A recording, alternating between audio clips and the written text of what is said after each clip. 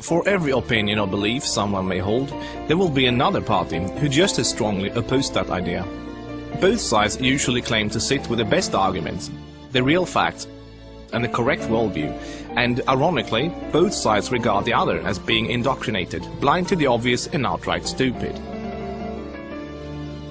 Most people only expose themselves to information that matches their own worldview. It is uncomfortable to do otherwise.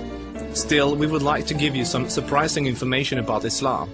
We also urge you to look further than only mainstream media, and if you can find the time for it, read the Quran yourself.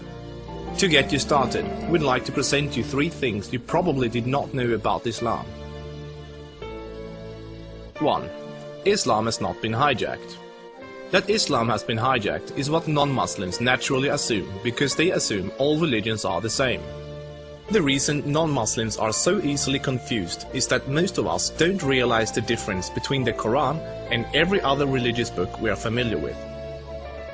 The Christian Bible is a collection of writings from various authors, written sometimes hundreds of years apart, with parables, advice and dreams, all collected together into one book. Same with the Jewish Torah. Even those of us in the West, who are neither Christians nor Jews, are still familiar enough with these religions to know this much, and therefore we assume the same is true for the Quran. But the Quran is only one book written by one man in his own lifetime. It is meant to be taken literally, and it is not full of symbolism or vague analogies.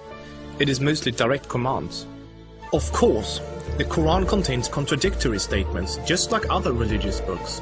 But the Quran itself provides the reader with a way to know what to do with the contradictions. It's explained in the Quran that if you have 2 passages that contradict each other, the one written later supersedes the one written earlier. Most Westerners are unaware that the peaceful, tolerant passages were written early in Muhammad's prophetic career. According to the Quran, those passages have been abrogated by later, more violent and less tolerant passages. So, when most Westerners hear jihadists quoting violent passages from the Quran, and then peaceful Muslims quoting peaceful passages, they interpret that the way they would if someone was quoting the Bible or the Torah. They think to themselves, oh, there must be many different and contradictory passages, like there are in other religious books, so Muslims can pick and choose what they like and justify whatever actions they want to take. But the Quran is nothing like that. There is no picking and choosing.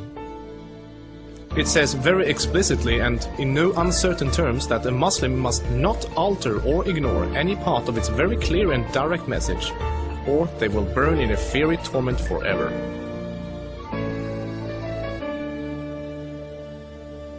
Two. Striving to institute worldwide Sharia law is a religious duty. Many people don't realize how politically oriented Islam is at its core.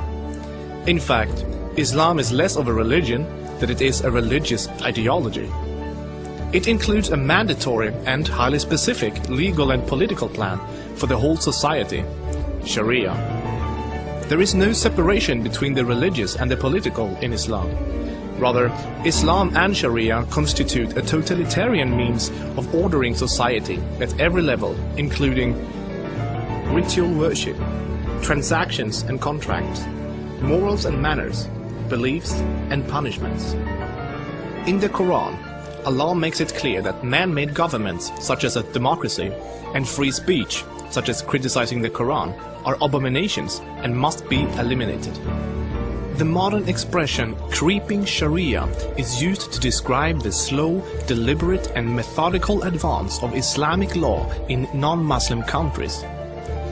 Official Sharia courts already operate in the UK, handling cases ranging from divorce and financial disputes to domestic violence.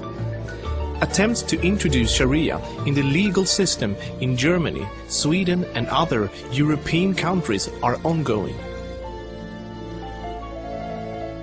While Sharia already has a foot in our door in the matter of minor disputes like inheritance and domestic violence, it should concern you that Sharia commands that drinkers and gamblers should be whipped, allows husbands to hit their wives, allows an injured plaintiff to exact legal revenge, literally an eye for an eye, commands that a thief must have a hand cut off, commands that homosexuals must be executed, orders unmarried fornicators to be whipped and adulterers to be stoned to death, orders death for both Muslim and non-Muslim critics of Muhammad, the Quran and even Sharia itself, orders apostates to be killed, commands offensive, aggressive and unjust jihad.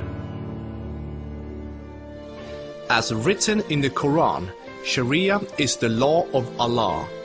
Any other form of government is a sin. It is the duty of every Muslim to keep striving until all governments have been converted to Sharia law.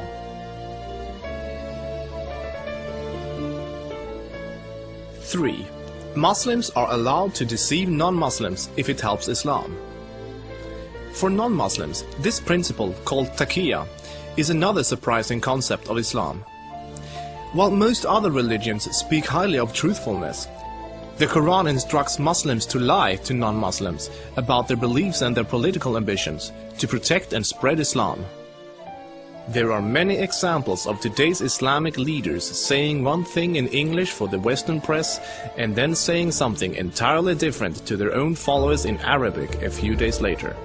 Deceiving the enemy is always useful in war, and Islam is at war with the non-Islamic world until the whole world follows Sharia law.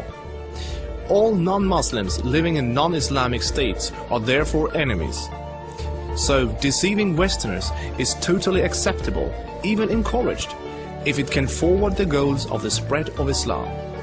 As a recent example, the Islamic American Relief Agency were seemingly raising money for orphans, but in fact giving the money to terrorists.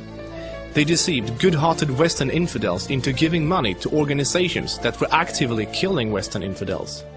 Do the research yourself, this is not an isolated case. Islam as a religion of peace. Muslim organizations worldwide often declare that Islam is a religion of peace. But what does that really mean? It seems easy for a Muslim to quote a peaceful verse from the early part of the Quran, while, by following the principle of taqiyya, neglecting to mention the fact that it has been officially abrogated by later, more violent verses. According to the Quran, the world will be at peace only when Islam and Sharia reign in every country, and never until then. This is why every Muslim can truthfully say that Islam is a religion of peace. If any of these points took you by surprise, then there is surely much more you still don't know.